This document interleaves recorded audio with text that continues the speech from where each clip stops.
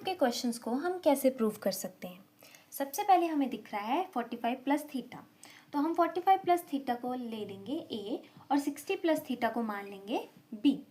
अब ए की वैल्यू है 45 प्लस थीटा, तो कॉस 45 प्लस थीटा को हम क्या लिख सकते हैं, कॉस 45 प्लस थीटा को हम लिख सकते हैं कॉस ए। और कॉम्प्लीमेंट्री एंगल आइडेंटिटी से हमें पता है cos A can be written as sine 90 minus A. अब साइन 90 माइनस ए हम लिख सकते हैं, तो 90 माइनस ए की वैल्यू पुट कर देंगे साइन 90 माइनस 45 प्लस थीटा। और यहाँ से हम इसको जब सॉल्व करेंगे तो आएगा साइन 90 माइनस 45 माइनस थीटा, और हमारे पास फाइनली आ जाएगा साइन 45 माइनस थीटा, जिसकी वैल्यू को हम यहाँ पुट कर सकते हैं। तो इसका मतलब कॉस स्क्वायर 45 प्लस थीटा को हम लिख सकते हैं sine square 45 minus theta and cos square 45 minus theta as it is upon. अब सेकंड हमने माना था 60 प्लस थीटा को b, तो tan 60 plus theta can be written as tan b।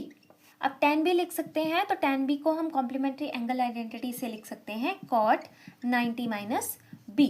अब b की वैल्यू यहाँ पुट करेंगे cot 90 minus bracket start 60 plus theta. अब इसको लिखने के बाद cot जब हम सॉल्व करेंगे तो cot 90 minus 60 plus minus minus theta, और यहाँ से हमारे पास आ जाता है cos 30 माइनस थीटा। इसका मतलब है हम tan 60 प्लस थीटा को क्या लिख सकते हैं, cot 30 माइनस थीटा। तो cot 30 माइनस थीटा और tan 30 minus theta as it is. यहाँ से आगे जब हम सॉल्व करेंगे तो sine square theta plus cos square theta हमें पता है वो क्या होता है।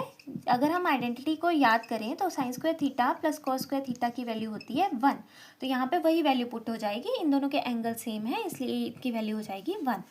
और कॉट 30 माइनस थीटा को हम लिख सकते हैं 1 अपॉन tan 30 माइनस थीटा, क्योंकि हमें पता है कॉट जो होता है वो कॉम्प्लीमेंट यानी कि रेसिप्रोकल होता है tan का, तो हम लिख सकते हैं tan 30 माइनस थीटा और tan 30 minus theta as it is.